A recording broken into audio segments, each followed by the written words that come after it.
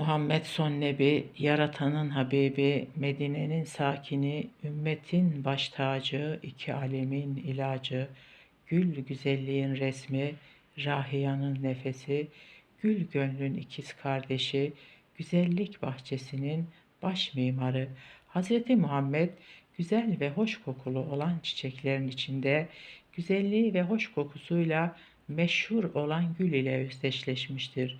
Hazreti Muhammed'in misk amberden çok daha fazla güzel koktuğu ifade edilmiştir.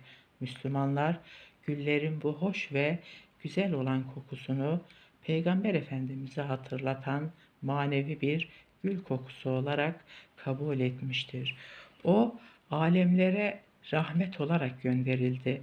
Ahlaki ve merhametiyle bizlere nur ve ışık oldu.